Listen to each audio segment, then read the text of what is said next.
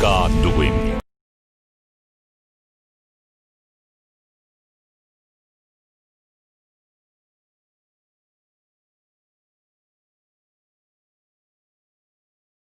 우리가 누구입니까? 문재인 좌파 독재 정권에 맞서 최전방에서 목숨 걸고 싸운 진짜 자유 대한민국 수호정당입니다. 우리가 누구입니까? 박근혜 대통령 탄핵 무효와 무죄 석방을 외치는 진짜 보수정당입니다. 우리가 누구입니까? 박근혜 대통령 탄핵에 맞서 지난 3년 동안 쉬지 않고 태극기를 들어온 진짜 투사입니다. 박근혜 대통령을 구해야 대한민국이 삽니다. 국민의 힘, 애국의 힘, 태극기의 힘으로 대한민국을 살리고 자유민주주의와 시장경제를 지켜주십시오. 우리에게 힘을 실어주십시오. 우리 공화당이 태극기입니다.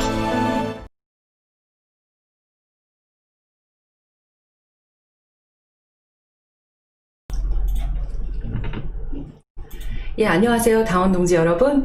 이제 오늘도 목요일에 찾아뵙게 된 우리공화당 보수책방 프로그램입니다. 저번 주에는 이제 조원진 대표님의 자서전을 이제 알아보았는데요. 이제 이번 주에 소개해드릴 내용은 이제 책은 아니고 단지 논문 한 편입니다. 예, 안녕하세요. 그래서 논문을 보여드리면 이제 지금 보시는 화면에서 이제 실시간 채팅 잠깐 내려주시고 이제 영상의 설명 내용 부분을 보면 원문을 무료로 다운로드해서 읽어보실 수가 있어요. 그래서 프린트하면 이 정도 45페이지 분량으로 되어 있는데 그렇게 어렵지 않고 일반인들도 읽을 수 있게 잘 설명이 되어 있어요. 그래서 오늘은 이 개념과 이념의 오류 및 혼란과 국가정책이라는 이 논문에 대해서 소개를 드리려고 합니다. 예, 반갑습니다. 그래서 먼저 설명을 드리면 이게 굉장히 요새 용어의 혼란도 많고 좌파들이 굉장히 달콤한 용어로 사람들을 선동하고 속여왔는데 그런 경향들이 왜 문제가 되는지, 그리고 앞으로 우리 보수우파가 어떤 방향으로 정말 이 역사전쟁, 이념전쟁, 체제전쟁에서 승리로 이끌어 나가야 되는지 그에 대해서 다시 한번 생각해보게 만드는 내용이에요. 그래서 이 45페이지짜리 책에서 가장 먼저 소개드릴 부분은 맨 마지막 5번째 항목인 맺은말 부분입니다. 왜 맺은말부터 봐야 하는지에 대해서는 저도 그래요. 집중력이 별로 없어요. 그러다 보니까 먼저 결론을 확인하고 나서 이제 그 내용을 보게 됩니다. 그래서 43페이지에 맺은말이 시작이 돼요. 한 서너 페이지 정도 차지하는데 이 부분에 대해서 중요한 말씀에 대해서 읽어드리겠습니다. 우리의 경우 국가정책과 관련하여 수많은 구호들이 난무하여 왔다. 제시된 각종 구호들을 놓고 두 가지 문제가 지적될 수 있다. 첫째는 같은 정책을 놓고 구호가 너무 자주 바뀐다는 점. 그리고 둘째는 내세우는 구호를 뒷받침하는 구체적인 시책이 전혀 없거나 관련이 없는 사항들이 나열되어 왔다는 점이다. 이 점은 지금도 마찬가지예요. 그래서 그 예시를 이제 다음 순서에서 이제 들려드릴게요.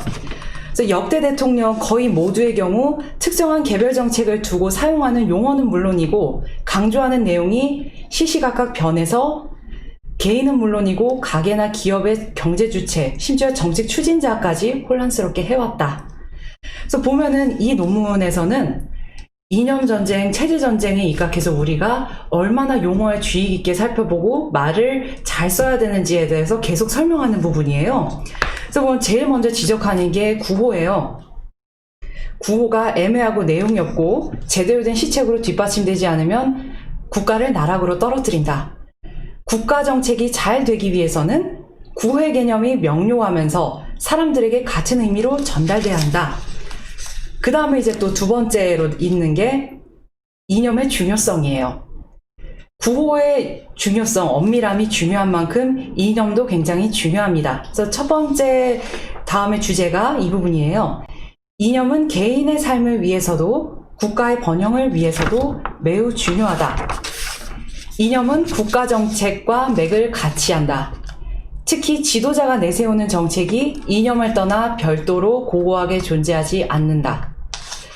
이 이념의 중요성이 왜 지금 새삼스럽게 부각이 되느냐 하면, 지금 탈이념, 정책 정당으로 나아가자라고 하면서 탈이념을 주장을 합니다.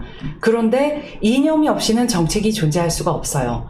그리고 지금까지 우리나라에서 뿌리박은 좌익들은 자신들의 잘못된 이념을 굉장히 신봉하고 자신의 나름대로 구체화하면서 그 수많은 정책들을 만들고 국민들을 속여왔기 때문이에요.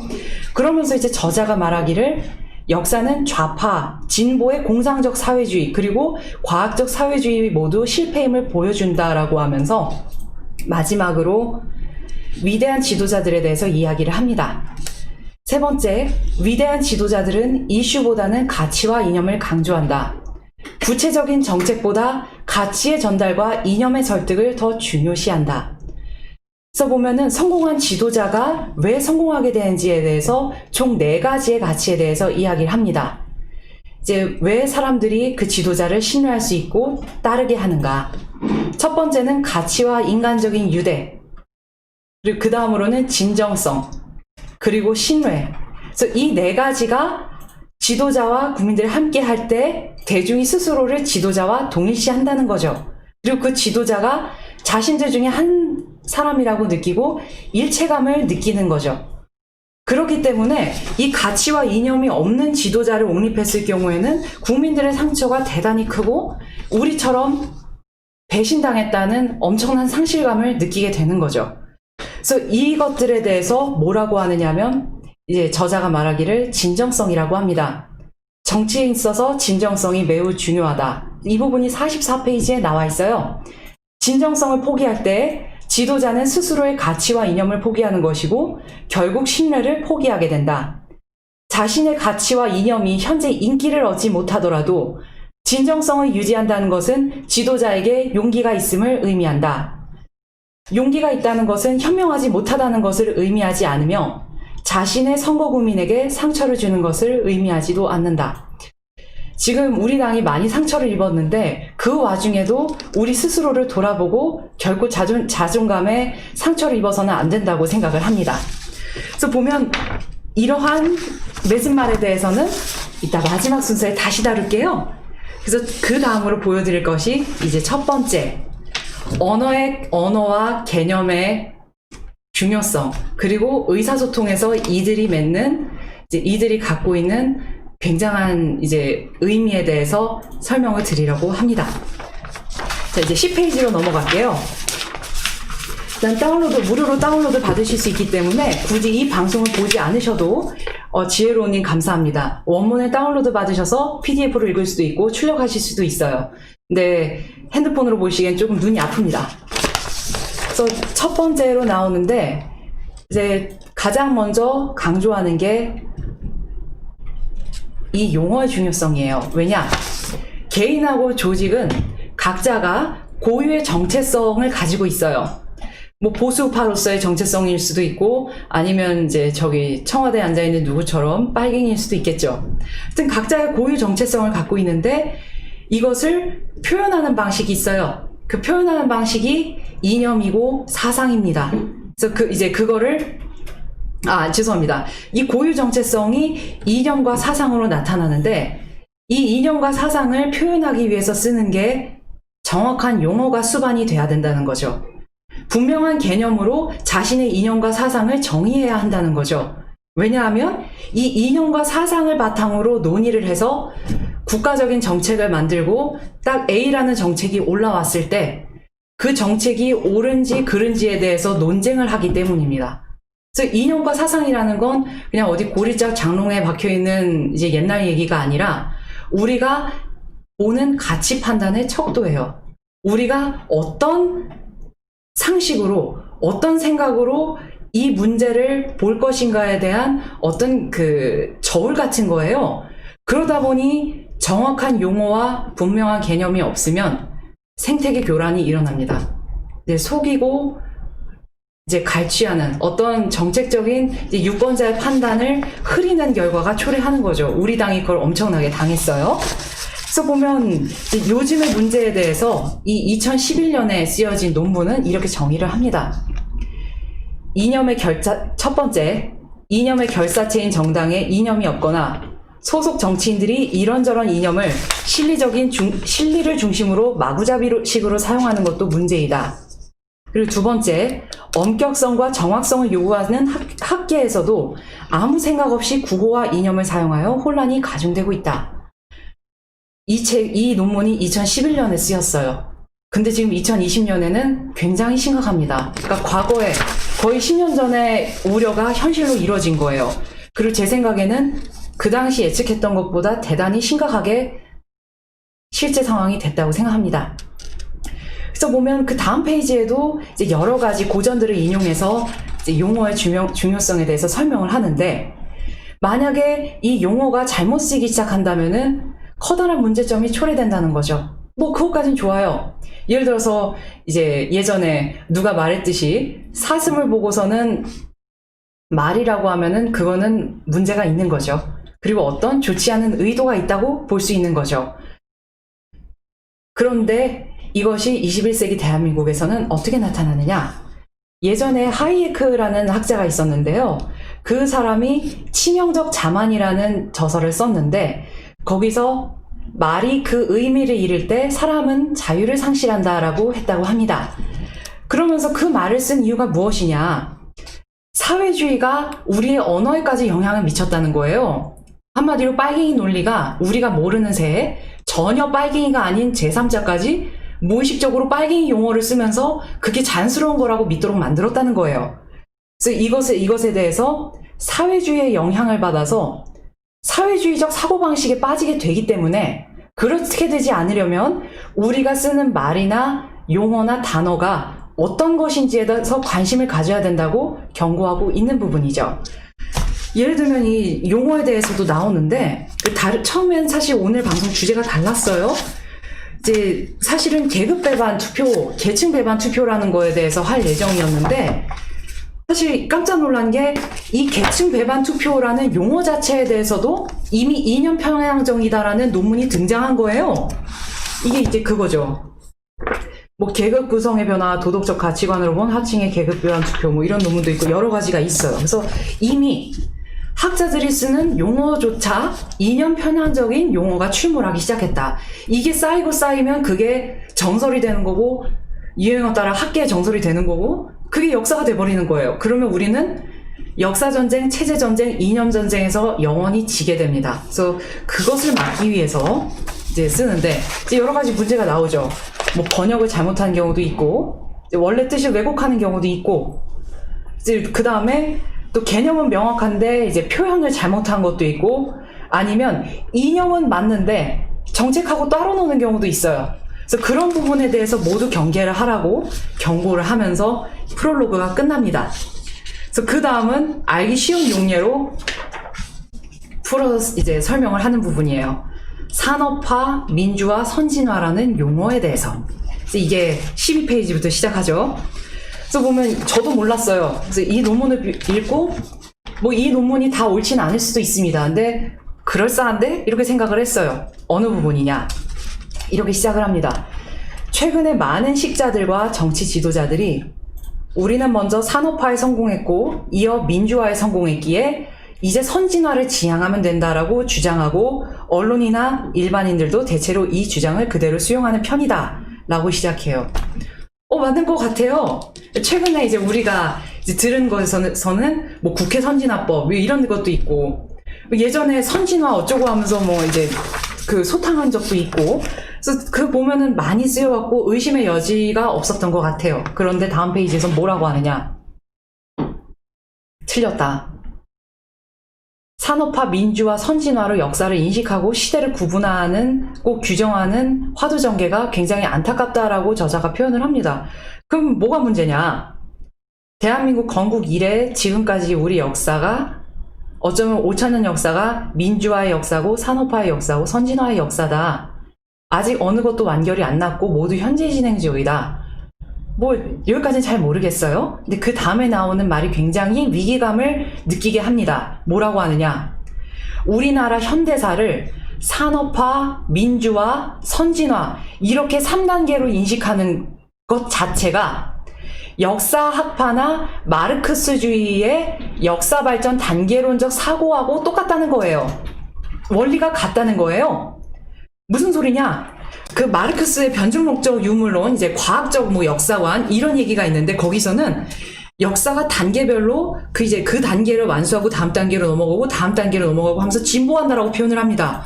근데 그 마르크스의 과학적 세계관은 잘못되었다는 거를 설명하고 있어요. 이건 충격적이었어요. 왜냐하면 저도 생각을 못 했거든요. 그래서 이 그래서 뭐 민주화를 해서 그 다음 사기를 진일보하고 뭐 진보하고 이 표현 자체가 굉장히 잘못된 사상에 기인한다라고 하는데, 그럼 그 근거가 뭔지에 대해서도 살펴보겠습니다. 이제 우리는 근거가 없는 말을 믿으면 안 돼요. 그리고 그 근거가 사실인지도 굉장히 비판적으로 바라봐야 해요. 물론 이 논문의 모든 내용을 다 믿을 수도 없을 것입니다. 항상 비판적으로 봐야 한다. 첫 번째, 민주화. 이제 민주화는 어떤 측면에서는 욕이 됐어요. 가끔 이제 굉장히 보수파 이념이 투철한 젊은 남자애들은 봉변을 당한 것을 민주화 당했다라고 비꼬아서 말하기도 합니다. 이제 비극이죠. 여기서 뭐라고 설명하느냐?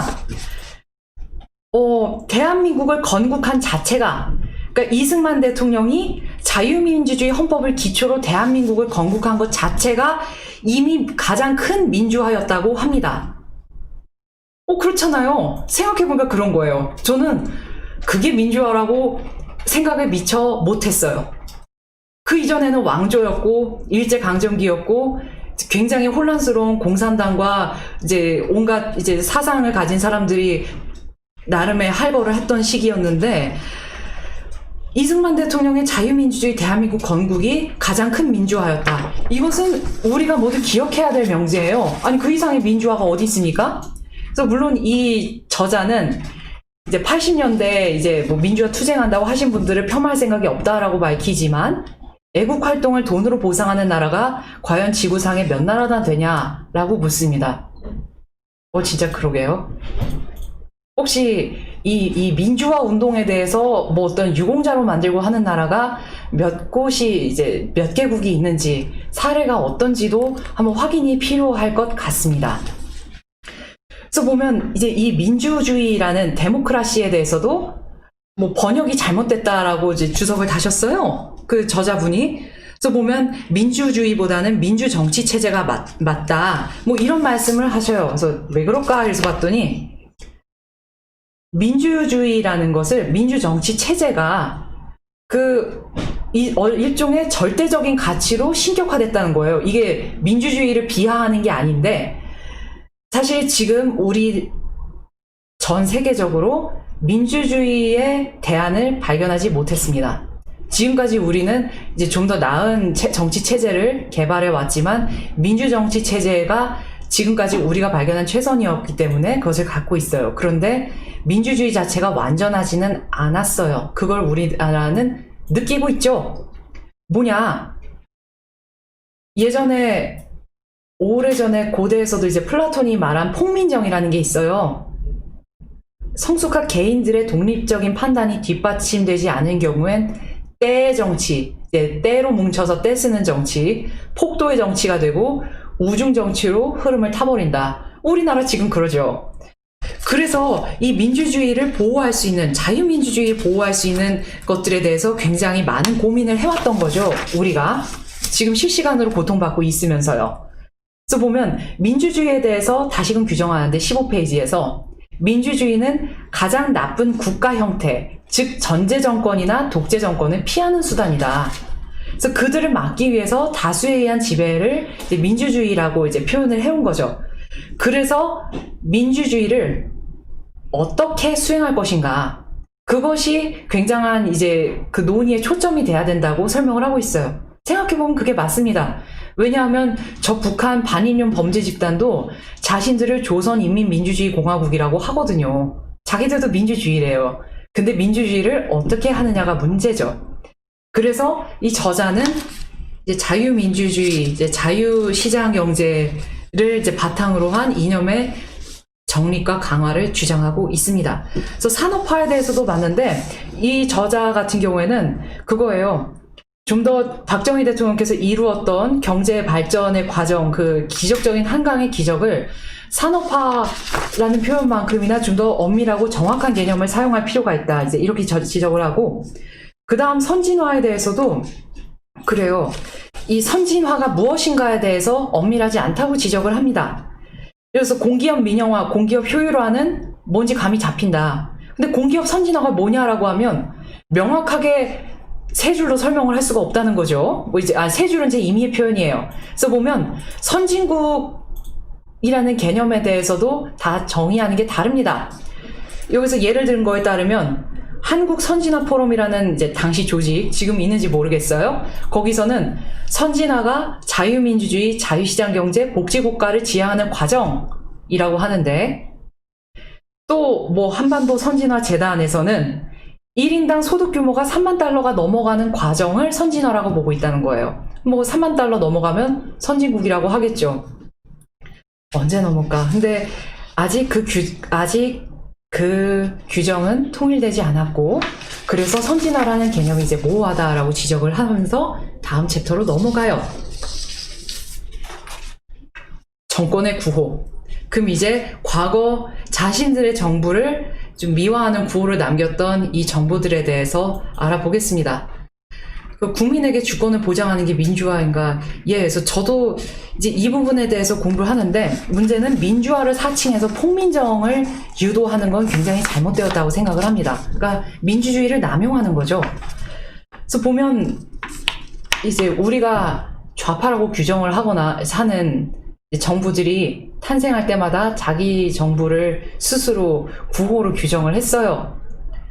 세 개 정부가 있죠. 문민정부, 국민의 정부, 참여정부. 네, 별로 그렇게 생각하지 않는데, 여기서 이 오만함이 나와요. 이 얼마나 오만한가. 그 한 정권의 특성은 역사가 많이 흐르고 나서 후대가 규정하는 거지, 출발 시점에서 자신이 스스로 규정할 사항이 아니다 라고 지적을 해요. 생각해보면 조선에서도 왕들이 돌아가시면 그 왕들에 대한 이제 그 추모하면서 뭐 이제 시호 뭐 이런 걸 갖다가 이제 후대에 올리잖아요. 스스로 안 지어요. 후대에서 남은 사람들이 이제 돌아가신 지도자를 생각하면서 그 사람을 추모하기 위한 왕으로서 이름을 짓는 거죠. 스스로 자신이 뭐라고 등극하진 않아요. 뭐 태조가 아닌 이상. 근데 이 정부들의 공통적인 특징은 자기 자신을 말로 정의를 했어요. 근데 왜 어떻게 정의했는데 이 정의가 맞으면 또 괜찮아요. 근데 맞지도 않는 것 같아요. 뭐냐? 그러면 김영삼 정권은 문민정부이기만 하고 국민의 정부도 아니고 참여정부도 아니었냐? 김대중 정권은 그러면 국민의 정부이기만 하고 문민정부 아니고 참여정부 아니었냐? 그럼 노무현 정부는 뭐였냐? 맞는 말 같아요. 그래서 보면은 뭐냐, 이 셋이 무슨 엄청난 차이가 있었던 게 아니라 선전문구에만, 구호에만 차이가 있었고, 그 실질은 차이가 없었던 거예요. 그냥 마케팅만 한 거예요. 광고만. 상품은 뭐 그렇죠, 대통령이 바뀌었으니까 상품은 뭐 바뀌었다고 할 수 있을지 모르겠지만, 그 본질에 유의한 차이가 있었는가, 그 구호의 차이만큼이나 어떤 이 구호 간의 상호 배타적인 뭔가 차별성이 있었는가, 우리는 그 점을 찾지 못하죠. 문재인 씨 정부는 차별성이 있는 것 같아요. 왜냐하면 노무현 시즌2가 아니라 노무현을 프롤로그로 만들어 버렸기 때문에. 그래서 여기서는 또 그렇다고 뭐 이명박 정부, 박근혜 정부라고 하는 것보다는 엄연히 말해서 상권 분립이 돼 있는 상권 분립이 되어 있는 자유민주주의 공화국이기 때문에 땡땡땡 행정부라 부르는 게 마땅하다라고 지적을 하네요. 저도 이거는 몰랐어요. 그러면 그 다음 이제 가장 긴 부분이에요. 뭐 이렇게 예시를 들어가면서 우리는 이걸 원하는 거죠. 그러면 보수우파하고 진보좌파, 그냥 저는 좌익빨갱이라고 하겠습니다. 그럼 좌익빨갱이와 보수우파의 이념 논쟁과 정책 논쟁은 어떻게 하는가? 과연 요 며칠 전에 이 노망이 나버린 위장 보수우파들이 찌꺼러댄 것처럼 보수를 빨리 폐기 처분하고 미래로만 나아가야 하는가? 정말 경악스러운 일들이 많이 일어나는 와중에 보수우파와 이 좌파들에 대해서, 그리고 이념이 왜 중요한가에 대해서 굉장히 한 수십 페이지에 걸쳐서 설명을 하고 있어요. 이 부분은 동지님들 중에서 여건이 되시는 분들은 몇 번 읽어보시면 좋을 것 같습니다. 2011년도에 18페이지에서 저자는 이렇게 이야기해요. 최근 우리나라에서의 우파와 좌파, 보수와 진보 사이의 이념적 대립은 그 정도에서 전례가 없을 정도로 심각하다. 예, 2020년에는 더 심각해졌습니다. 근데 심각한 정도를 넘어서 이념이 파괴될 예정이죠. 비극적이에요. 우리는 이념을 지켜야 해요. 외형상으로는 논쟁이 매우 뜨거운 것 같으나 정치적, 개인적 동기에서 수사적으로 이념을 이용하는 수준에 불과하다. 그러니까 이념을 모르는 게 아니라 자기 이익을 위해서 그냥 이념을 갖다 붙이는 거예요. 왜냐하면 내가 저 빨갱이랑 사이가 안 좋아요. 그러니까 나는 저 빨갱이 공격해서 나는 보수파야 라고 해요. 근데 그 정작 보수파가 뭔지를 몰라버리면 이길 수가 없는 거예요.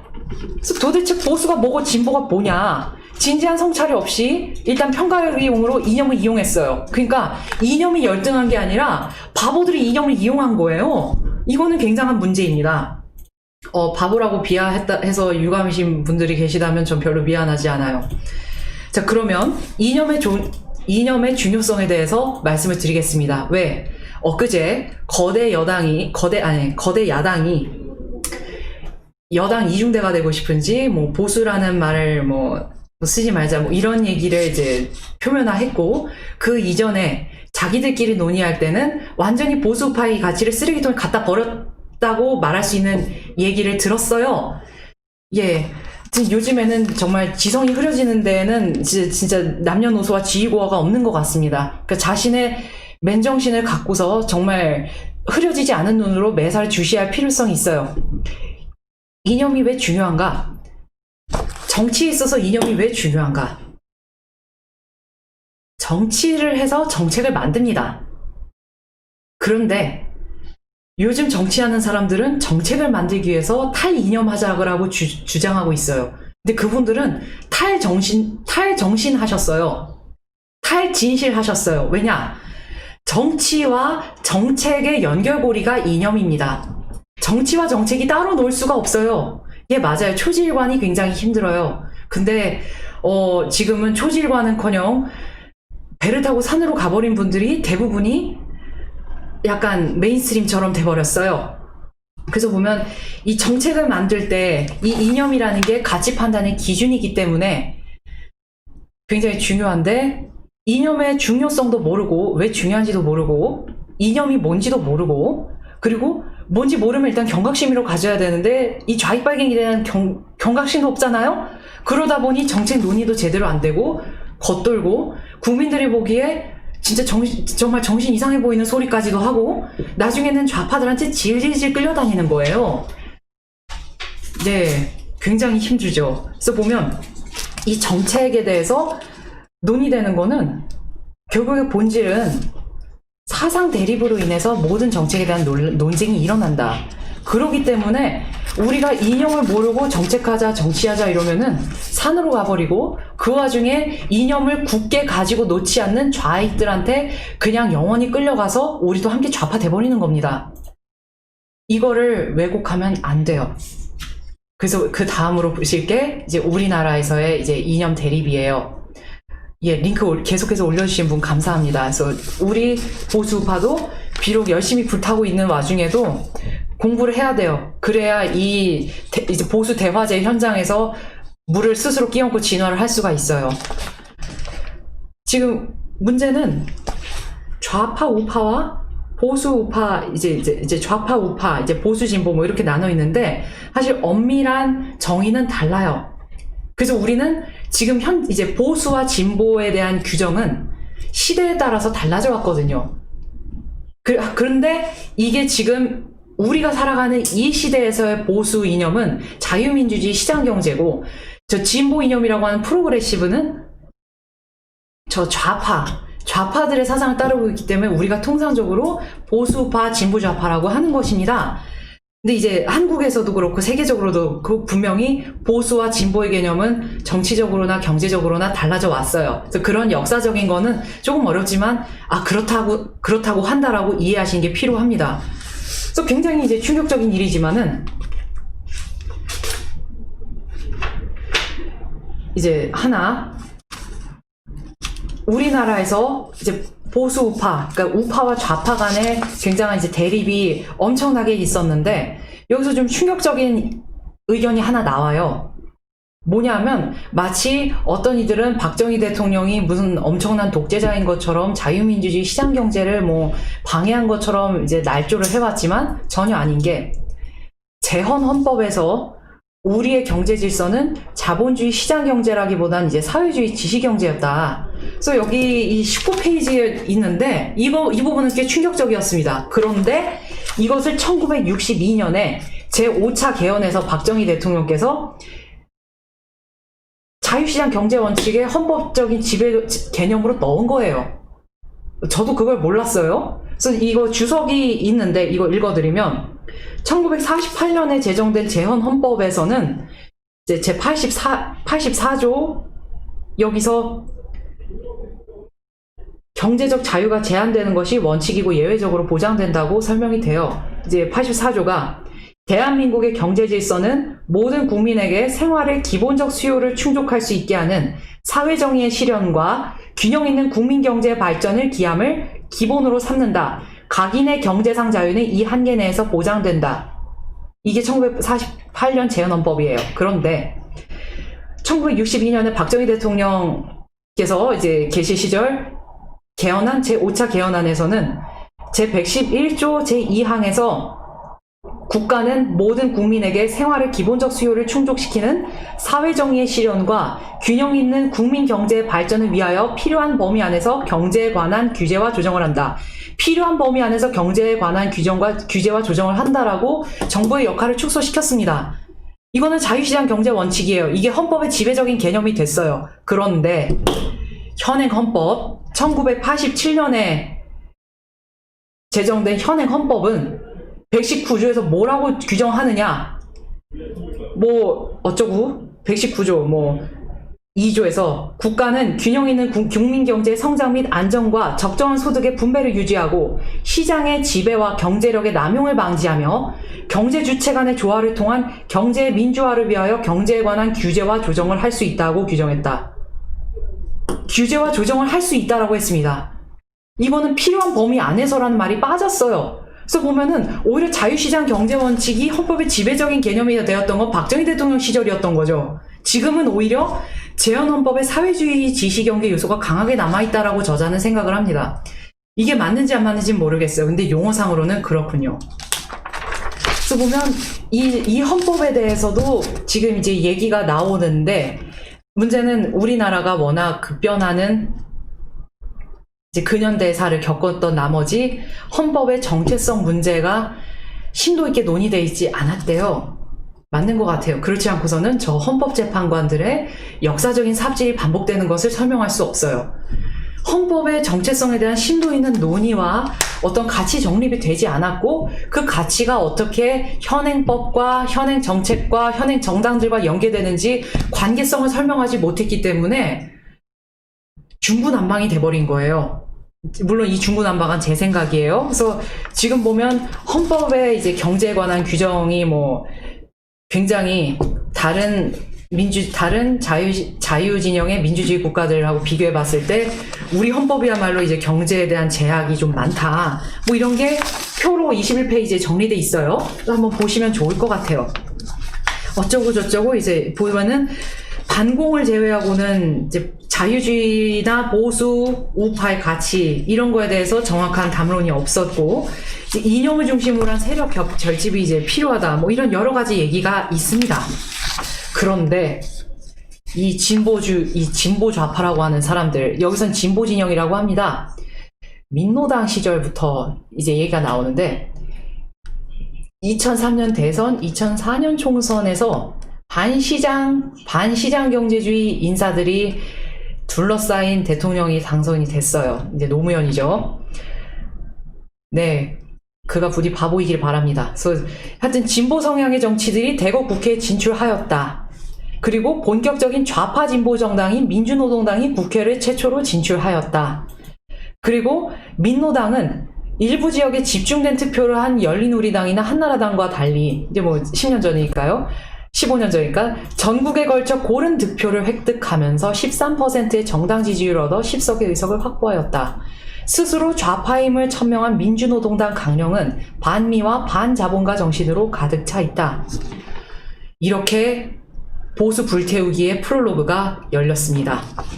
그래서 보면은 이 민노당 정강은 저도 몰랐는데 우리 당 정강을 보면 얼마나 아름답습니까? 그런데 민노당은 정강에서 민주노동당은 외세를 물리치고 반민중적인 정치 권력을 몰아내어 민중이 주인되는 진보 정치를 실현하며 자본주의 체제를 넘어 모든 인간이 인간답게 살 수 있는 평등과 해방의 새 세상으로 전진해 나갈 것이다. 뭐 이러면서 사유재산권을 부인하는 사회주의를 진보 이름으로 주창하고 있다라고 주석도 달려있네요. 자, 그러면 이 와중에 우리가 보수와 진보가 우리 사회, 그러니까 당장 저 자신에게부터 어떻게 인식되고 있는지에 대해서 구체적으로 살펴봐야 돼요. 솔직히 저도 몰랐어요. 보수가 뭔지, 진보가 뭔지, 우파가 뭔지, 좌파가 뭔지. 근데 이런 생각은 가득했죠. 나는 빨갱이는 아니야. 나는 빨갱이가 싫어. 이승복 어디처럼 나는 빨갱이가 싫어요라는 그 원초적인 생각과 경계심으로 이 자리까지 왔습니다. 그런데 이제는 그것만으로는 우리 자신을 보호할 수 없을 지경에 왔어요. 공부할 수 있을 만큼은 공부해야 돼요. 물론 뭐 과하게 할 것까지는 없지만 할 수 있는 만큼은 해야 한다. 취임 직후 약 15년 전, 그쵸, 연세대학교 특강입니다. 고 노무현 대통령께서는 보수에 대해 뭐 힘센 사람이 좀 맘대로 하자, 경쟁에서 이긴 사람에게 거의 모든 보상을 하자, 야국강식이 우주 섭리 아니야, 그렇게 말한 쪽에 가깝다고 했다라고 합니다. 그리고 진보에 대해서는 인간은 어차피 사회를 이루어 살도록 만들어져 있으니 더불어 살자는 것이라고 설명한 바 있다. 더불어가 벌써 이때부터 나왔습니다. 예. 그래서 보면 또한 노 대통령은 자신을 좌파 신자유주의자다라고 했다고 합니다. 이게 22페이지에 있어요. 저는 없는 얘기 하지 않습니다. 참으로 혼돈스러워요. 좌파 신자유주의자. 근데 제가 이러한 궤변을 어디서 또 듣느냐 하면 제가 대학교 때 들었는데 수업 시간에 열심히 듣다가 졸았어요. 졸다가 뭐라고 하느냐. 아, 교수님이 김대중이야말로 자유주의자다라고 하는 거예요. 무슨 소리야 이게? 그래서 그때 굉장히 전 충격을 받았어요. 근데 보니까 이게 일종의 좌파들이 자신을 숨기는 트렌드였던 겁니다. 나는 신자유주의자다. 신자유주의자도 종류가 있고, 당장 제가 어디 길바닥에 나가서 나야말로 푸톨레타리아 뭐 빨갱이 인터내셔널이다라고 해서 제가 빨갱이가 되는 게 아니잖아요. 그 사람이 하는 행동을 봐야 해요. 자, 그런 식으로 보면 23페이지엔 더 점입가명이 나오는데, 아는 이름이 나왔는데 그냥 여러분 보시기 바랍니다. 모 인사가 이렇게 얘기했어요. 뭐 어쩌고 저쩌고, 나는 극단을 싫어하고 소외 계층을 보듬는다는 의미에서 중도 좌파이고, 이제 이 부분에 대해서 이제 저자가 굉장히 이제 놀랍다는데, 원래 순수성, 윤리성, 청렴성이 강한 쪽이 좌파라는 지적이 너무 잘못됐다는 거죠. 보면은 보수파를 폄하하고 계속적으로 무의식적으로 그리고 의식적으로 계속 진보 좌파가 뭔가 우월한 개념인 것처럼 어떤 도덕적인 가치랑 결부해서는 그래 왔던 거예요. 그래서 보면은 좌파들이 보수를 수고꼴통이라고 하는데 이 베이스가 있고 그거를 굉장히 세뇌시켜 왔다는 거죠. 그래서 보면 다음 페이지 24페이지 이제 중요한 부분이 좀 나옵니다.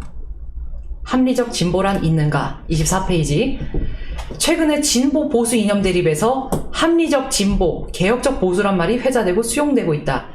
그러니까 이 당시에는 이제 좌파들이 좀 노선투쟁을 했던 모양입니다. 요새는 제가 합리적 진보라는 말을 잘 못 들었거든요. 근데 요새 뭐가 나오느냐? 합리적 보수, 개혁적 보수란 얘기가 나와요. 저는 그것도 일종의 보수 불태우기의 일환이라고 봐요. 왜냐? 지금 보면은 뭐 이런저런 얘기들이 막 나오는데 지금 합리적 보수라는 네이밍을 해서는 좌클릭을 하면서 중도로 끌고 가고 좌파로 끌고 가는 거죠. 자, 그러면 이게 2011년에도 이런 얘기를 했는데 계속 이어갈게요. 하도 진보가 막무가내 시기니 좀 합리적이었으면 좋겠다라고 희망할 수 있다. 수구 꼴통적으로 행동하는 보수를 보다 못해 좀 개혁적이었으면 좋겠다는 바람을 반영해서 합리적 진보, 개혁적 보수란 말이 회자되고 수용되나 이는 언어의 유희에 불과하다. 왜냐하면 진보도 보수도 개혁적이고 합리적이어야지 그게 특정 이념이나 특정 파벌의 전유물이 될 수 없다는 거죠. 그러니까 거기서 이미 말장난이 시작된 거예요. 말장난이죠. 그리고 이제 생태계 교란이 시작된 거죠. 용어로 사람들의 가치와 이념을 잡아 흔들고 패대기 치고 자기 하고 싶은 대로 끌고 가는 이학 집산적인 정치가 이미 오래전부터 시작된 거였어요. 예. 좌파로 물들게 한 데는 그런 경쟁과 이제 주권 어떤 그런 것들을 착각하게 만든 것이었어요. 좌파들이 그걸 잘했어요. 오래전부터 사회주의자들은 용어를 가지고 교묘하게 끼워 맞춰서 사람들을 개념부터 오염시켜 왔어요. 지금 보면 또 나옵니다. 최근 일부 우파 진영에서 공동체 자유주의란 말을 지구지선의 우파의 중심 가치인 양 사용하고 있는데 참으로 잘못된 것이다. 공동체주의와 자유주의는 양립할 수 없는 개념이다. 자유주의면 자유주의고 공동체주의면 공동체주의지. 왜냐하면 개인 단위, 가족 단위의 일상생활과 지역사회에서는 공동체주의가 가능할 수 있어요. 당장 우리 가족만 해도 공동체주의죠. 그런데 국가정책 단계에서 가면은 맞지 않는다는 거죠. 그래서 공동체주의로 정책을 펼치면 자유주의 본질이 훼손되기 때문에 결국에는 공동체 자유주의라는 거는 허상에 불과하다는 거죠. 그래서 여기서 자꾸 공동체 하면서 국가 단위의 정책에 끼워 맞추다 보면 어떻게 되느냐? 좌클릭을 하게 된다는 거예요. 좌클릭을 하게 된다면 어떻게 되느냐? 좌파한테 질질 끌려가게 되는데 이 부분이 뒷페이지에 그래프로 나옵니다. 이따 그림 하나 띄워드릴 거예요. 그래서 보면 지금 아니에요. 그래서 일단 저자의 결론은 자유민주주의와 자유시장경제를 중심에 놓고 이걸 강화하려는 방향으로 몰고 가려는 노력을 해야 한다는 거죠. 그 노력을 안 하는 순간 우린 좌파한테 끌려갑니다. 그럼 그 다음에 나오는 게 이거예요. 꼭 합리적 보수, 개혁적 보수 하면 나오는 게 중도예요. 제가 지금 국회에서도 지금 자료 하나 나와 있길래 지금 읽고 있는데 꼭 개혁적 보수, 합리적 보수 하면 나오는 게 중도예요. 마치 중도 좌클릭하는 게 일종의 다음 비스전인 것처럼. 하지만 저자는 못을 박습니다. 이념에는 절대 중도가 없다. 만약에 한 사람이 기독교와 불교를 동시에 믿는다면 그는 사이비이고 양쪽으로부터 동시에 배척받을 것이다. 물론 진보였던 사람이 보수로 전향할 수는 있지만 같은 한 사람이 한 시점에서 보수주의자와 진보주의자가 동시에 될 수는 없다. 그래서 보면은 예전에 제3의 길, 중도 실용 이런 여러 가지 이론을 펼쳤지만 이념에는 중도가 있을 수 없고 제3의 길을 주장한 사람도 표현상 제3의 길이지 내용상으로는 제1의 길이다라는 거예요. 그래서 보면 지금 이 제3의 길에 대해서 경각심을 가져야 되는 게 이 제3의 길이 있다고 생각하고 중도라는 게 있다고 생각해서 착각을 해서 국가의 정체성을 제대로 정립하지 못해서 역사의 흐름에서 낙오될 수 있다. 이걸 굉장히 지금 저자가 2011년에 우려를 했습니다. 그리고 그 우려는 현실로 나타났어요. 불과 9년 지났습니다. 탄핵이 일어난 건 이로부터 불과 6년 후의 일이었어요. 물론 모든 인간이 100% 우파적이고 100% 보수적이진 않습니다. 근데 이거를 뭐라고 하느냐? 이 빨갱이들과 낚시꾼들, 위장 보수 그리고 이제 그들에게 속은 바보들은 모든 사람이 100% 우파, 100% 좌파 아니잖아요. 중도란 말이에요 라고 해요. 그런데 이거를 정확하게 정의해야 합니다. 여기 25페이지에 있어요. 언어학과 인지과학사의 이정표를 세운 레이코프라는 사람이 있다고 합니다. 저는 처음 알았어요. 우리 인간은 모두 이념적으로 이중적이다. 즉 우파적, 보수적 세계관과 좌파적, 진보적 세계관은 서로 배타적입니다. 섞일 수 없어요. 그런데 우리 인간의 두뇌 속에는 이 두 세계관이 함께 존재하며 문화적으로도 그러하다는 것이죠. 보면은 여러 가지 경제적 측면에서는 진보하겠다고 하고 사회적 측면에서는 보수적이고 하여튼 별 사람이 다 있어요. 근데 이것을 이념적으로 개개인이 이중적이다라고 표현을 해야 되는 거지 중도적이라고 하는 거는 굉장히 다른 거라는 거죠. 근데 이 문제가 미국에서는 좌파 민주당이 우파 공화당에게 이념 전쟁에서 졌어요. 그 당시에. 그래서 레이코프라는 사람은 그걸 굉장히 안타까워했던 것 같아요. 좌파 민주당의 열세를 안타까워했다고 하네요. 그래서 이 사람은 뭐라고 하느냐? 자신들의 이제 좌파 민주당을 살리고 싶었는지 어설픈 타협을 시도하는 것은 자신이 가진 이념이나 가치가 그릇되었음을 자인하는 결과밖에 되지 않는다고 했습니다. 따라서 우파 보수 진영이든 좌파 진보 진영이든 우선순위를 두어야 하는 과제는 상대방 진영에 영합하는 것이 아니라 자신들의 가치, 이념, 신념을 진정성 있게 설파할 수 있는 개념적 프레임을 찾아내야 한다는 거죠. 지금 오늘날 우리나라 그 우파들의 모습을 보세요. 좌클릭하고 중도하고, 그리고 또 그러다가 나중에는 박근혜 대통령 탄핵 얘기하지 말자, 뭐 미래로 나아가자, 다 까먹어버리고, 지금 그거 중요하지 않아, 일단 타협하자, 대화해야 돼, 협치해야 돼. 그러다 보니 상대방 진영에 저 문재인 좌파 독재 정권에 영합해버렸어요. 이 얘기가 이미 2011년에 나왔던 겁니다. 알고도 그랬는지 몰라서 그랬는지 슬픈 일이에요. 자, 그러면 이 배우신 분들이 왜 이 지경으로 삽질을 했는가 이제 한탄하기보다 우리도 똑같은 삽질을 재현하지 않기 위해서 이제 알아야 됩니다. 이제 다음으로 가보면 이제 보수 진보가 뭔지에 대해서도 좀 궁금해요. 역사적으로 많이 뜻이 달라졌는데, 일단 좌파와 우파는 명확하겠죠. 저 빨갱이들도 이제 사회주의를 주장하는 저 좌파들과 이제 자유민주주의 시장경제 주장하는 이제 우파가 있는데, 그럼 진보와 보수는 뭐냐? 이 변화를 추구하는 가치의 내용에 따라서 좌파 우파를 이제 구분했는데, 진보 보수는 시간에 따라 달라졌다. 그래서 어쩌고 저쩌고 얘기가 있어요. 이제 우리나라와 세계의 보수와 진보의 역사에 대한 거죠. 예를 들면 이제 민노당 같은 경우, 지금은 이름이 바뀌었지만 남한의 이제 대한민국에서는 이제 자기들이 진보 세력이라고 하죠. 더 나은 단계다라고 주장을 하니까. 근데 이게 저 북한에서 보기에는 보수 세력이라는 거죠. 그래서 요즘 가끔씩 저기 채팅창에도 출몰하는 미치광이들이 있는데, 이들이 뭐라고 하느냐, 문재인 정부와 더불어민주당이야말로 진정한 보수 정당입니다 라고 합니다. 저는 그들을 미치광이라고 말하고 싶어요. 빨리 병원에 가셔야 합니다. 뭐 이거를 갖다가 저를 뭐라고 할 수는 없겠죠.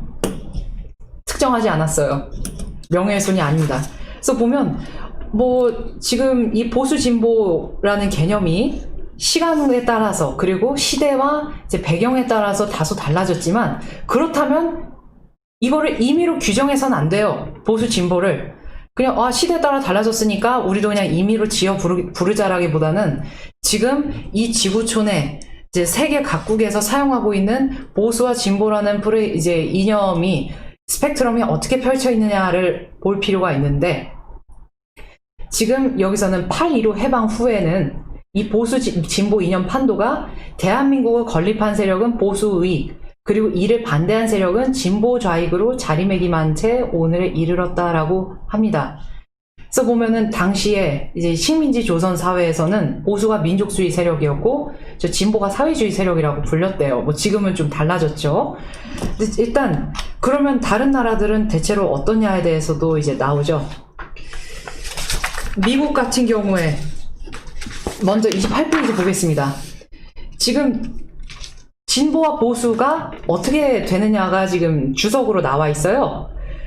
그 좌파와 우파라는 용어에 대해서 어쩌고 나왔지만, 자유주의 세력은 절대군주제도 아래에서는 왕당파에 비해 진보였다가 사회주의 세력이 등장하자 보수 세력이 되었다. 그리고 영국의 보수주의는 혁명 대신 의회 정치 체제를 지키자는 것이었다. 그리고 독일과 프랑스의 현대 보수주의는 사회주의 혁명으로부터 기존의 공화정을 지키자는 것이다. 그리고 마지막으로 미국의 보수주의는 200여 년 전에 독립선언서에 규정된 자유민주주의를 지키자는 것이다. 그러니까 현대 전 세계적으로 통용되는 보수주의는 자유민주주의입니다. 이런 다른 나라와의 관계성에서도 보수와 진보를 좀 잘 규정을 할 필요가 있어요. 그래서 보면 그 다음 화제는 그거예요. 그럼 개혁적 보수, 합리적 보수 이러는데, 그러면 개혁은 진보의 전유물인가요? 좌파의 전유물인가요? 그게 아니라는 거죠. 대표적으로 우리나라에서는 박정희 대통령께서 5.16 혁명을 일으켜서 굉장한 우리나라의 발전을 이끌어냈는데, 이게 우리나라에서만 일어났던 게 아니에요. 근데 대표적으로는 우리 대부분이 잘 아는 사람, 미국 레이건은 보수주의자였는데 역사에 남은 개혁을 했어요. 그리고 영국의 마가렛 대처 수상도 그 영국병을 치유하는 대개혁을 했어요. 그 둘은 모두 보수주의자였습니다. 보수주의자야말로 개혁의 중심에 있었던 사례가 굉장히 많습니다. 그래서 보면 여기서 이제 27페이지에서 이제 나오는데 오늘 좀 길어질 것 같네요. 개혁이 기본의 틀 속에서 건설적인 변화를 추구하는 것을 가리킨다면 개혁은 보수파 세력의 중심 가치가 될 수 있는 거죠. 그래서 보면 개혁을 강조하기만 하면 건전하다는 자체가 이제 틀린 걸 수도 있는 거예요.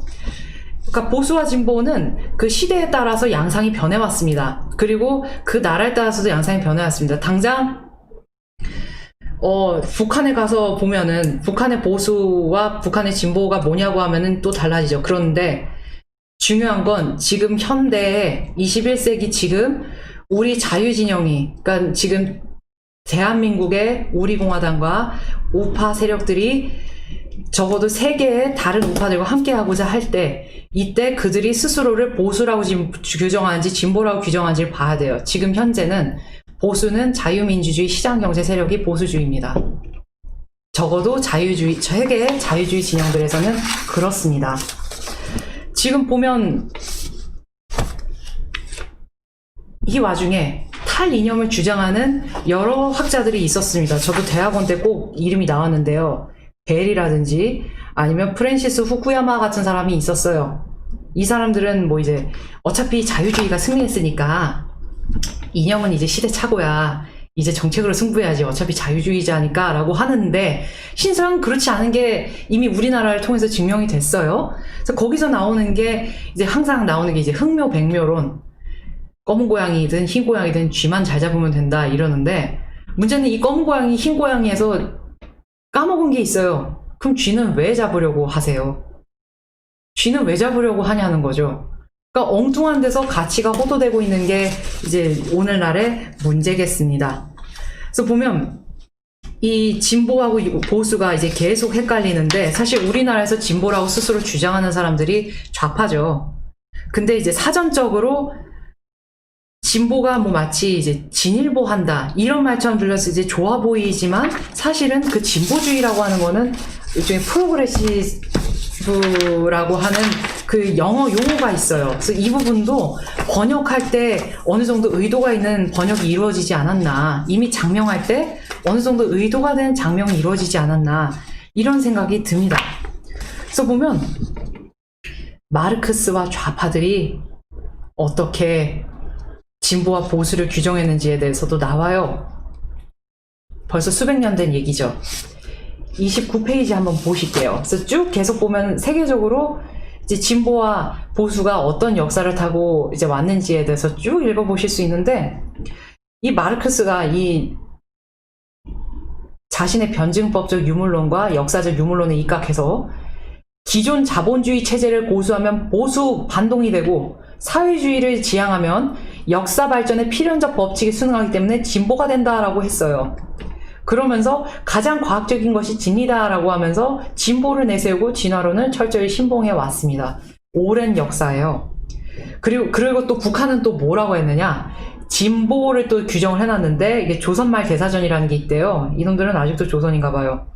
진보를 사회 발전의 합법 칙성에 따라 새 것을 지향하여 높은 수준의 상태로 발전하여 나가는 것이라 규정을 하고 북한 1985년판 철학사전에서는 진보적 사상을 노동계급의 혁명사상이라고 규정을 한다는 거예요. 그래서 본 공통점이 북한 공산주의자 그리고 대한민국 내 친북 세력들 그리고 전세계 인터내셔널 마르크스 빨갱이주의자들이 스스로 진보라고 수백 년 전부터 이름 지었고 마르크스가 이제 할 때부터 자유민주주의와 자본주의를 시장경제 옹호 세력을 보수반동, 수구반동으로 매도를 하고 있는 거죠. 그러더니 이제는 문재인이 보수래요. 그놈들은 진짜 그렇습니다. 이게 정신 이상이라고 저는 생각을 해요. 집단 정신 이상이죠. 그러면 이제 다음으로 나오는 화두가 그거예요. 좋다. 그러면 보수든 진보든 간에 뭐 약간 우파적인 거하고 좌파적인 거하고는 좀 다르지만 일단 대체로 보수주의는 우파하고 겹치는 게 있더라. 그러면 가치라는 거는 이제 어떻게 또 세분화가 되느냐가 나와요. 그래서 보면 이 보수 우파라는 것에 대해서도, 그리고 우파라는 개념도 굉장히 세분화되어 있다는 거예요. 그래서 지금도 이미 좌파들은 오래전부터 노선 투쟁을 시작해와서 크게는 NL, PD, 뭐 어쩌고 저쩌고 무슨 뭐 스탈린주의, 모택동주의, 주체사상 이런 식으로 굉장히 세분화된 이제 사상의 스펙트럼을 갖고 있는데, 그럼 보수우파, 이제 우파 쪽은 그게 없느냐? 있어요. 그래서 보면 먼저 그림 1을 띄워주세요.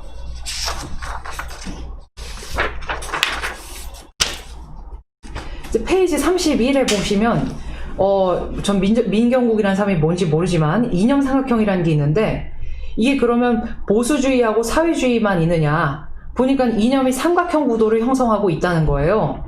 그래서 이게 우리는 대충 양극단에 있는 걸로 생각을 했지만, 사실은 이념은 적어도 알려진 것만 이제 삼각형의 구도를 가지고 있다라고 민경국이라는 사람은 설명을 하는데, 또 누군가는 사각형의 구도로 설명을 하기도 합니다. 그래서 보면 보수주의와 자유주의가 같은 게 아니라 다른 것이다. 그리고 사회주의랑도 명백히 다르죠. 그래서 거기서 우파 자유주의, 좌파 자유주의, 사회민주주의, 공산주의, 민족적 보수주의, 헌법적 보수주의 이렇게 나오는데, 그러면 좀 설명이 돼요. 왜 노무현이 자신의 좌파 신자유주의자라고 했는지, 왜 그 교수님이 김대중이야말로 자유주의자야 라고 했는지. 이거 보면은 좀 그렇죠.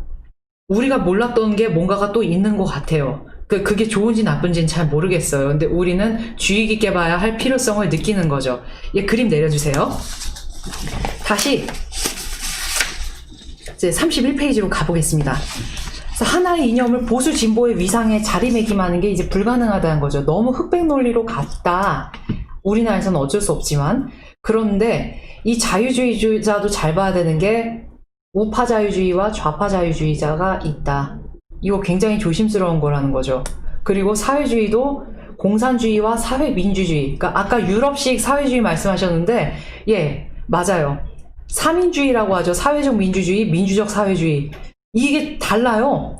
이미 그 좌파들은 굉장히 촘촘하게 수많은 선택권을 자신들의 좌파 유권자들한테 줬고, 그리고 좌파들이 점점점 많아지게끔 작업을 해왔어요. 그래서 보면 또 보수주의가 뭐냐? 가족과 같은 작은 공동체를 수용하고 있는 보수주의가 헌법적 보수주의와 민족적 보수주의로 이제 구분이 된다. 그래서 보면은 또 아까 보수파라고 해왔지만 여기서도 약간 결이 다른 이념이 발생하기 시작한 겁니다. 자, 그럼 그 다음에 그림 2하고 3을 띄워주세요. 그림 2, 그림 2만. 이제 그림 2라는 게 있습니다. 이걸 보시면 또 이건 좌파 이념 성향의 학자들이 만든 이념 구분법이에요. 지금 보시면 이제 위에 거는 우리나라에 있는 조형근 이건법이라는 사람이 이제 만든 구분법이고, 아래 거는 폴 슈메이커라는 사람이 했다고 하는데, 이념을 각자 이제 분류를 해놨는데 다 제각각이에요. 이름이 다 다르죠. 뭐 겹치는 거야, 뭐 자유주의, 뭐 보수주의 이런 것들. 그래서 우리 자신이 저 이념 위상에서 어디 있느냐를 따지는 것도 굉장히 중요해요.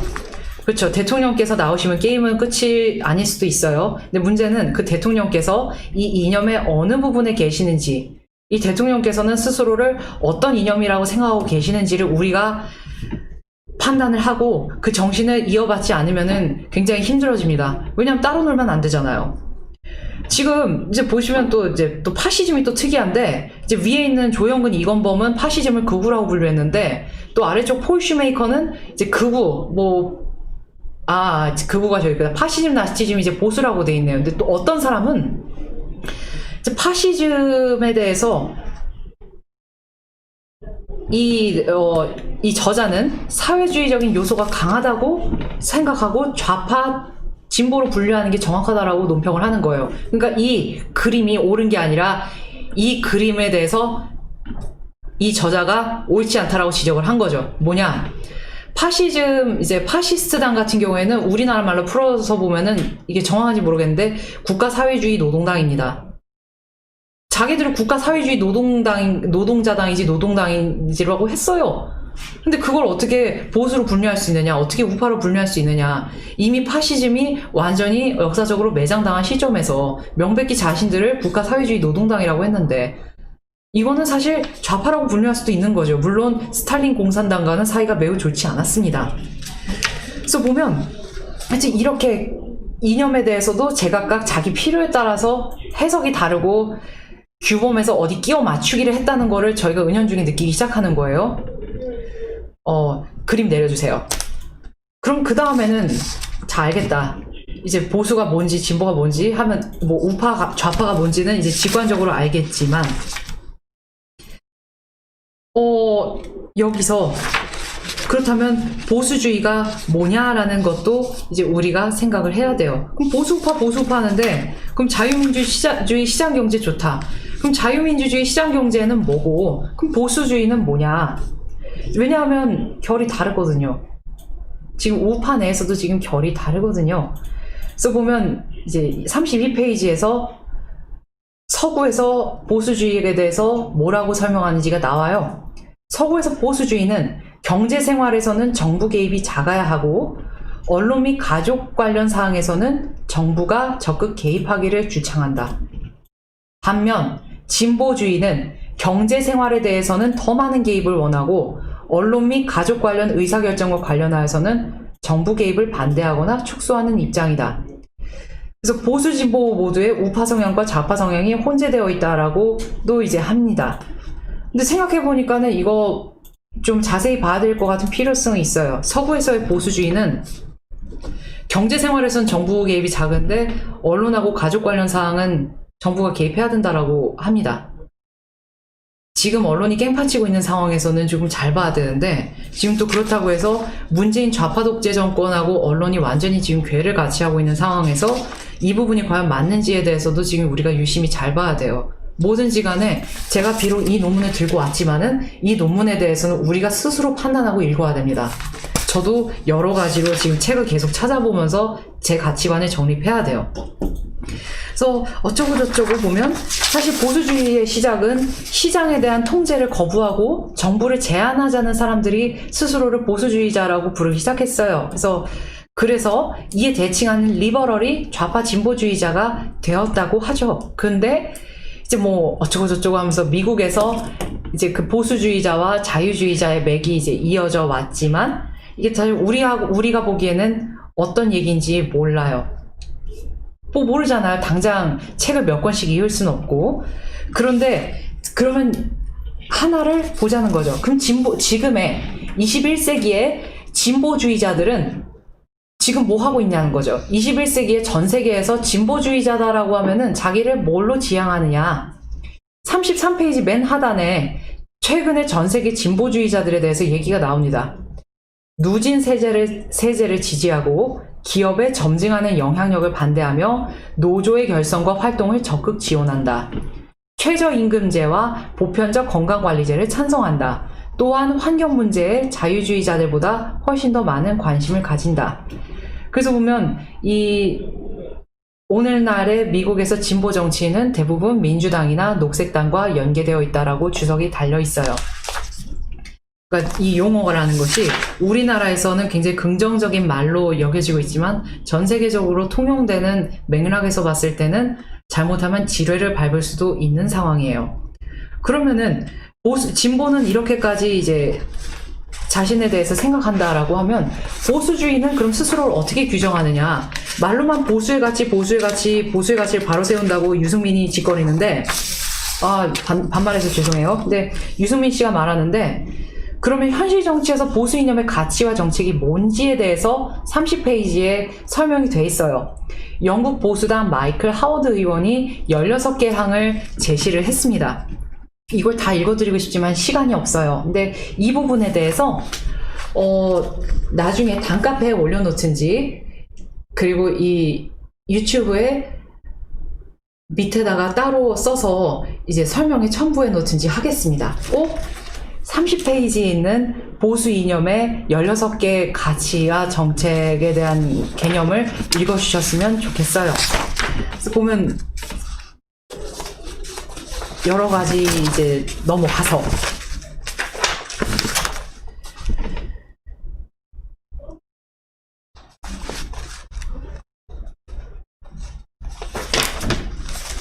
6번 한국 정당의 정체성과 이념에 대한 부분이 나옵니다. 35페이지예요. 우리나라가 분명히 이념이 중심이 되지 않고 단지 표를 의식해서 진보 보수 논쟁, 좌우파 논쟁을 이끌어오면서 선거에만 써먹었다. 이것을 우리는 이제 선거와 온갖 이제 이슈에서 치이면서 체험을 했습니다. 그래서 보면 이게 어떻게 이제 문제가 되느냐면 일부 정당의 이념과 정강이 대한민국의 정체성을 부인하고 훼손하고 있다는 거예요.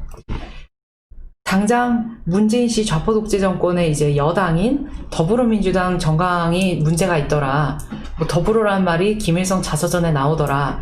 이런 이야기들이 지속적으로 나왔는데 10년 전부터 그 당시 있었던 당들부터가 굉장히 문제적인 정강들을 만들었는데 진보신당하고 민노당이라는 당이 당시에 있었죠. 거기서는 혁명에 의한 전복까지는 아니더라도 국가를 타도의 대상으로 삼았다는 거예요. 그래서 이미 그때 헌법질서에 반했습니다. 그리고 그 국가를 타도 대상으로 삼은 걸 스스로 진보라고 포장했죠.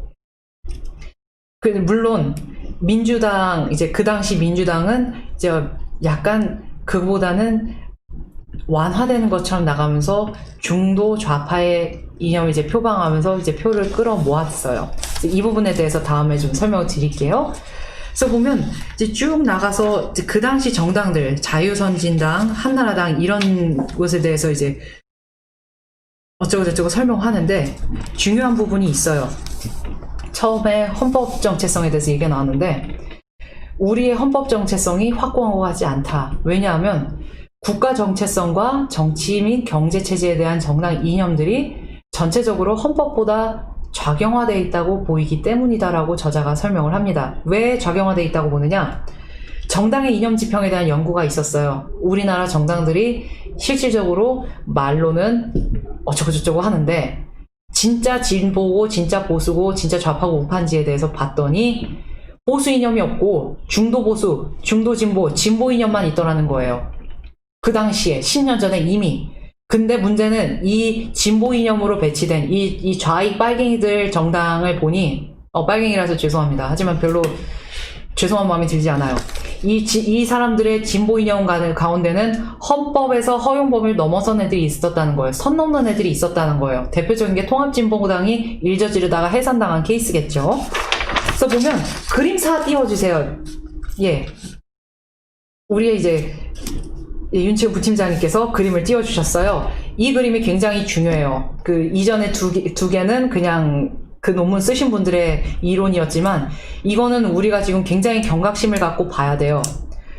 뭐 보면 자유선진당, 한나라당, 통합민주당, 창조한국당, 민노당 이렇게 있어요. 그 당시 시대를 풍미하던 당들인데 여기서 우리가 우파라고 생각하는 당들이 있고 우리가 이제 좌파라고 생각하는 당들이 있죠. 이 수평선, 가운데 수평선을 보시면 그 위에는 정당의 실제 이념이고 그 밑에는 그 정당을 지지하는 사람들의 이념 점수예요. 이게 나타내는 게 뭐냐?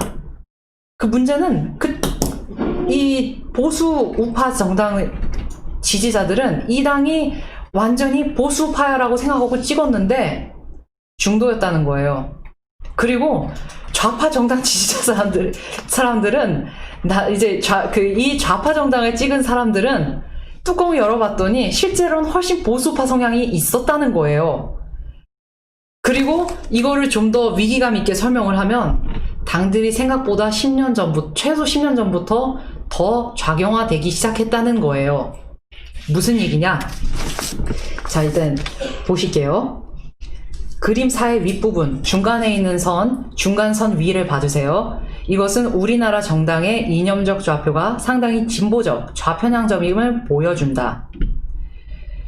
중간점이 5점이죠. 이 5점을 기준으로 봐주시면 이 5를 바탕으로 멀면 멀수록 보수 혹은 진보에 가까운 거고 가까우면 중도예요. 다 가까워요. 그리고 먼 거 누구냐? 민주노동당밖에 없어요. 뭐냐? 일반적 인식과는 다르게 민주당은 정통보수야당이 아니고 중도좌파, 진보정당이다. 통합민주당 같은 경우에 보세요. 이미 4점 미만으로 떨어졌죠. 그리고 보수 정당보다 진보 정당들이 훨씬 더 좌편향되어 있다. 보십시오. 이게 어느 쪽, 이게 동그라미로 만들었으면, 여기서 진보라면 사회주의를 의미하는 게 맞아요. 이렇게 딱 네모를 쳤다고 했을 때 네모가 보수하고 진보 중에 어디로 가깝게 이동하냐는 거겠죠. 어디에요? 딱 봐도 네모를 만들었다고 봤을 때 왼쪽에 더 가깝잖아요. 지금 정당들은 이미 10년 전부터 좌경화가 돼 있었던 거예요. 심지어 한나라당은 중도 진보였습니다. 중도 보수였습니다. 죄송해요. 심지어 한나라당이나 자유선지당이나 5점, 중간점이 5점에서 1점도 못 벗어났어요. 이게 그 당시의 현실이었어요. 물론 이 논문을 무조건 맞다고 신봉할 수는 없지만 지금 시점에서 돌이켜보면 굉장히 섬뜩한 연구 결과입니다. 그런데 그럼 이걸 반대로 이제 보시죠. 이 수평선 밑을 보세요. 수평선 밑은 그 정당이 아니라 그 정당을 지지하는 정당 지지자들, 뭐 당원도 있고 비당원도 있는 일반 국민들이겠죠. 그 당을 찍은 사람들의 성향을 분류한 거예요. 보십시오. 5점 중간을 기준으로 봤을 때 보세요. 민주노동당, 창조한국당, 통합민주당 4점하고 5점 사이에 있어요. 한나라당하고 자유선진당 지지한 사람들 6점하고 7점 사이에 있어요. 이거를 네모로 쳐보면 정당 지지자의 네모 칸은 오히려 보수에 가깝습니다. 그럼 이건 뭐냐? 첫 번째, 좌파 지도자들이 만든 당들의 정강은 대한민국의 헌법 정체성을 부인하고 있다.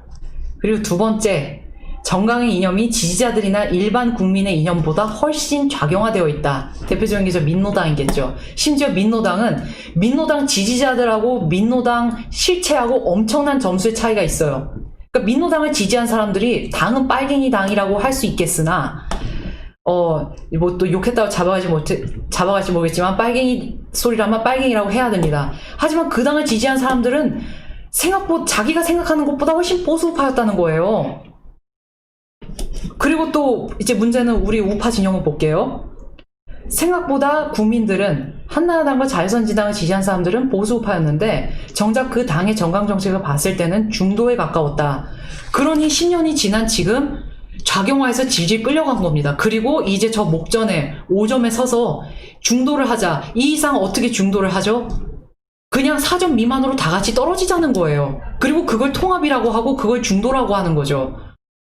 이 연구 결과에 대해서 뭐 어떤 반박 논문이 있는지 더 찾아봐야 되겠지만 이건 굉장히 심각한 부분입니다. 그래서 보면 여기서 뭐라고 나왔느냐. 이명박 대통령이 중도 실용을 표방하고 한나라당이 좌파적 정책을 계속 제시하면서 좌파 성향 유권자의 지지를 구애하고 있으나 이는 정당 지지자나 일반 국민의 이념 성향에 비추어 보면 잘못된 전략이다. 우클릭을 했어야 됐던 거예요. 좌클릭을 한 게 아니라. 노조 가입 노동자들의 한정적인 지지를 넘어 세력을 확정하기 위해서는 민주노동당이야말로 정강을 중도 또는 오른쪽으로 수정하는 것이 맞다. 이게 봤더니 그렇게 된 거예요. 실제로 그렇게 됐어요. 그래서 오늘날에는 이 좌익들이 우리나라의 대부분의 정치 스펙트럼을 점령해버리는 일이 일어났고 이 하단에서 저자는 좌파들이 공적인 논쟁을 주도해왔고 자신들의 가치에 몰두하고 자신들의 의제를 알고 있고 투쟁의 방법도 알고 있었으니까 그래서 논쟁을 항상 그 최첨단에서 주도해왔고 그래서 소수임에도 권력을 잡았다는 거예요. 생각보다 국민들이 보수 우파임에도 불구하고 권력을 잡은 거예요. 그래서 이렇게 보수 우파가 정당 지지자인 유권자 대부분이 생각보다 보수파 쪽으로 치중돼 있음에도 불구하고 이 헤게모니를 장악하지 못했기 때문에 이 이슈 장악력이 없었기 때문에 권력을 놓쳤고 또 잃을 가능성이 적지 않다고 하는 거죠. 2020년에 현실화 됐어요. 굉장히 슬픈 일입니다. 그림 내려주세요. 그래서 우리는 희망을 가져야 돼요. 보수 우파. 생각보다 국민들은 보수 우파 성향이 더 강하다. 희망을 가져야 돼요. 예, 해주세요. 윤 부팀장님의 열일을 많이 하고 계세요.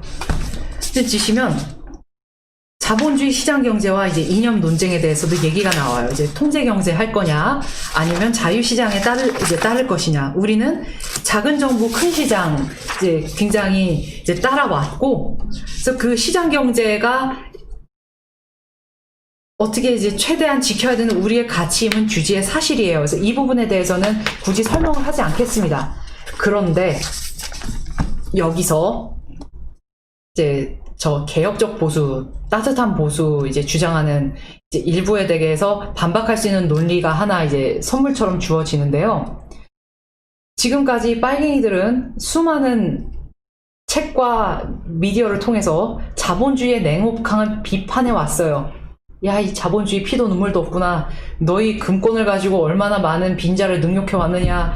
뭐 어쩌고 저쩌고, 우리도 이제 사회는 따뜻해져야 된다. 어쩌고 엄청나게 얘기해 왔는데, 자본주의의 냉혹함에 대해서 말이 많은 이유는 자본주의가 모든 사람들을 각자의 능력과 기여에 따라서 달리 대우하기 때문입니다. 그렇기 때문에 불만을 가진 사람들은 필연적으로 생겨나요. 그리고 시장 경제를 빈부격차의 원흉으로 믿게 된 이유는 이 체제만이 언론과 표현의 자유를 허용하기 때문입니다. 왜냐? 사회주의 국가 내에서 불평등을 사회주의 때문이야라고 비난하면 끌려가요. 요덕수용소나 뭐 완전 통제구역 같은 데 끌려가서 이제 죽느니만 못한 삶을 살다가 죽게 되겠죠. 그렇기 때문에 비판의 자유가 있는 사회에서만 불평등을 비난할 수가 있기 때문에 자유민주주의, 자유시장경제 체제의 국가에서만 이 사회의 불평등을 비난할 수 있기 때문에 시장경제 체제에서만 불평등하다고 하는 겁니다. 이거는 굉장히 중요한 논리예요. 그래서 마지막으로 맺은 말, 이제 다시 맺은 말로 돌아왔습니다. 이게 우리공화당이 우파를 재건해야 돼요. 애초에 우리공화당밖에 없어요. 지금 이제 마지막 차례 맺은 말로 돌아왔는데, 이제 맺은 말을 우리는 전부 한 3번 정도 읽어볼 필요성이 있어요. 왜 정치의 이념이 중요한지, 왜 지도자에게 이념이 중요한지, 그리고 그 이념을 지키는 진정성이 왜 국민들을 감동시키고 이 나라를 지탱하는지. 가치와 이념이 뭐에 영향을 미치냐면 정책에 영향을 미친다고 했어요. 그럼 뭐냐? 여러 가지 정책을 할 때 그 중에 어떤 이슈하고 어떤 정책을 우선순위로 내세울 건지 선택을 하게 됩니다. 그 선택의 과정에 이념이 수반이 되는 거예요. 좌파들을 보세요. 기가 막힐 정도로 우리의 오장육부를 헤집는 그런 못된 정책과 이슈를 선점해서 내보내는데, 그게 왜 그러냐면 자신들의 삐뚤어진 이념에 몰입을 했습니다. 완전 몰입하고 그 이념에 매료돼서는 그 이념을 발전시키고 구체화하고 계속해서 성장하도록 몇십 년을 싸워왔어요. 우리도 그걸 해야 돼요. 그래서 보면 굉장히 중요한 중도에 대한 말씀이 또 있어요.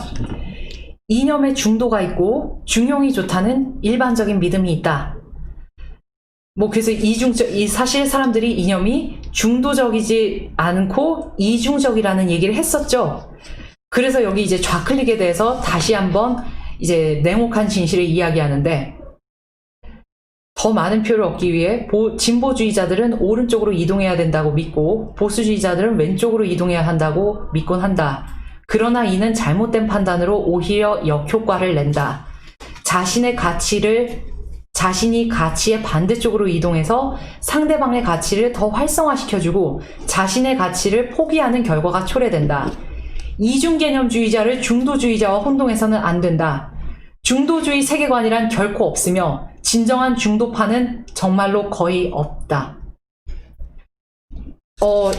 이거를 몇 가지 명대사를 써서 제가 이제 단카페나 이런 데 추가를 해서 이제 개인적으로 올릴까 합니다. 이제 제일 좋은 건 원문을 다 읽어보시는 거고, 명대사 뽑아보기를 해야 한다라고 하면 제가 그것도 따로 올려놓을게요. 그래서 보면, 그러면 뭐 다 좋다 이거예요. 보수는 그러면 어떻게 싸워야 되느냐? 지금 보수 우파는 박살이 났고 불타고 있고 이제 좀 있으면은 묻힐지도 몰라요. 당장에 국립서울 현충원에서 이제 부관 참시를 하자는 말이 공공연하게 나오고 있어요. 그런데 그럼 우리는 어떻게 싸워야 하는가? 이제 지금까지 우리 보수파를 반성해야 합니다. 좌파들이 논쟁의 프레임을 만들고 그렇게 이슈를 갖고 오고 헤게모니를 잡도록 도왔어요. 그리고 지금까지 이슈를 만드는 대부분이 다 저 좌익 빨갱이들이었어요. 그리고 걔네들이 뭔가를 만들면 우리는 거기에 대해서 어떤 반응만 하기에 바빴어요. 반응만 한 거예요. 우리 스스로 창조를 해야 돼요. 뭐냐, 진보가 그러니까 좌파가 뭘 갖고 오면 그거에 대해서 어쩌고 저쩌고 이건 나빠라고 하면은 우린 마치 반대만 하는 것처럼 비춰지게 되는 거예요. 그런데 이제 우리는 보수 고유의 가치를 보수 고유의 언어로 제시해야 합니다. 그러기 위해서는 정책에 대해서도 많이 공부를 해야 되지만 이 정책이 이념하고 따로 놀아서도 안 되고 이 의사소통 기법, 말을 공부해야 돼요. 용어를 공부해야 돼요. 그리고 그거를 주류로 만들어야 되죠. 사실 오랜 시간이 걸릴 겁니다. 근데 그 시간을 들여서라도 우리는 이 작업을 완수해야만이 역사전쟁과 체제전쟁에 승리를 할 수가 있어요. 더 이상 이제 질질 끌려다니다가는 우리는 그냥 저 좌익들 더 1등으로 만들어주고 빛나는 1등 좌파를 만들어주기 위해서 밑에서 그냥 떠도는 열등한 2등이 될 수밖에 없어요. 그렇기 때문에 우리가 스스로의 말과 스스로의 고유의 언어와 이념을 강화해야 됩니다. 그래서 여기서 마지막으로 미제스라는 사람의 지적하는 얘기를 인용을 합니다. 이거는 제가 이제 전문을 읽어드릴게요. 현대사회 전체에서 일어나는 모두는 사상의 결과입니다. 사상에는 선한 사상도 있으며 악한 사상도 있습니다. 필요한 것은 악한 사상과 싸우는 것입니다. 우리는 잘못된 사상을 버리고 더 좋은 사상으로 바꾸지 않으면 안 됩니다. 우리들은 노동조합의 폭력을 고무하는 교리를 논박하지 않으면 안 됩니다. 사상이 또 사상만이 어둠을 밝혀줄 수 있습니다. 이들의 사상은 사람을 설득시키는 것과 같은 방법으로 틀림없이 대중들에게 전달되지 않으면 안 됩니다. 그래서 여러분, 우리는 보수파의 가치를 살리고 우리 공화당을 살리고 박근혜 대통령을 구출하기 위해서 그리고 우리가 존경하는 대통령들의 이념을 계승하기 위해서 보수파 이념이 유행 지났다고 갖다 버리는 게 아니라 보수파 이념을 사람들을 설득하기 위해서 대중한테 전달하기 위해서 전달 방법을 개발하는데 치중해야 할 것입니다. 그러면 이제 시간이 한 8분 남았어요. 이제 1시간 반 이제 되는데 그러면 남은 시간 동안에 그럼 우리가 지켜야 할 가치 중에 하나로 아까 이제 못 읽어드릴 것 같았던 30페이지에 보수 이념의 가치와 정책 16가지 읽어드리고 이 방송을 마무리하겠습니다. 영국 보수당 마이클 하워드 의원의 보수 이념의 가치와 정책 16개 조항이에요. 첫째, 자신은 물론 가족의 건강과 행복을 추구하는 것이 인간의 본성이라고 나는 믿는다. 국민이 인간 본연의 이제 두 번째, 국민이 인간 본연의 야망을 추구하지 못하도록 막는 장애를 제거하기 위해 헌신하는 것이 정치인의 의무라고 나는 믿는다. 셋째, 국민은 그들이 삶의 주인이고 간섭과 지나친 통제를 받지 않을 때 가장 행복하다고 나는 믿는다. 네 번째, 국민은 커야 하며 정부는 작아야 한다고 나는 믿는다. 다섯째, 관료, 형식주의, 갖가지 규정과 조사관, 각종 위원회와 정부기관이 국민을 보호하기 위해 만들어졌지만 인간 행복에 기여하지는 않는다고 나는 믿는다. 여섯째, 모든 국민은 잠재 능력을 최대한 발휘할 수 있는 기회를 가져야 한다고 나는 믿는다. 일곱째, 책임 없는 자유는 있을 수 없으며 스스로 돌보지 못하는 사람들을 돌보는 것은 우리들의 의무라고 나는 믿는다. 여덟 번째, 불공평은 우리를 분노하게 하며 기회 균등이야말로 중요한 가치임을 나는 믿는다. 아홉 번째, 부모는 자녀에게 자신들이 받았던 것보다 더 나은 교육을 제공하기를 원한다고 나는 믿는다. 열 번째, 모든 어린이는 자신들의 부모가 노후에 평안하기를 바란다고 나는 믿는다. 11번째, 영국인들은 그들이 자유로울 때만이 행복하다고 나는 믿는다. 에드먼드 버크는 마이클 하워드는 영국 사람이었으니까요. 그리고 12번째, 영국은 어떤 경우에도 자유를 수호해야 한다고 나는 믿는다. 13번째, 행운과 타고난 재능 노력, 그리고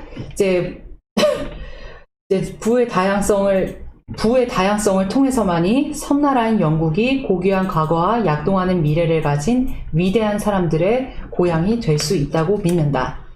나는 그들의 종이 되는 것이 행복하다. 14번째, 누군가 부자이기 때문에 또 다른 사람이 가난해졌다고 나는 믿지 않는다. 15번째, 누군가 지식이 있고 교육을 받았기 때문에 또 다른 사람이 무식해졌다고 나는 믿지 않는다. 16번째, 누군가 건강하기 때문에 또 다른 누군가가 병들게 되었다고 나는 믿지 않는다. 여기까지 영국 보수당 의원이 제시한 16가지 보수의 가치였습니다. 그러면 우리나라의 보수의 가치를 제대로 세우는 것에 대해서 우리도 많은 참조를 해야겠지요. 적어도 누가 부자여서 또 다른 사람이 가난해졌다고 믿지 않는다. 성장하고 발전하고 파이를 키우는 보수 우파로서 우리는 우리의 이념을 소중히 지키고 강화하는 보수 재출발의 시작점에 서 있다고 믿습니다. 오늘은 방송이 조금 길었어요, 박랑랑이님. 하여튼 지금까지 시청해주신 여러분께 감사드리고 꼭 이런 논문이나 학술지에 대해서는 앞으로도 계속해서 소개를 드리겠습니다. 45페이지 정도밖에 안 돼요. 그래서 명대사에 대해서는 따로 뽑아서 우리공화당 공식 카페에 저도 개인적으로 올리려고 합니다. 꼭 많이 읽어주시고 우리공화당 카페에도 많이 가입해 주십시오. 이상으로 방송을 마치겠습니다. 다음 주에는 배신과 관련된 책, 계급배반 그 투표 말고 다른 배신과 관련된 책으로 찾아뵙겠습니다. 이상 방송을 마칩니다.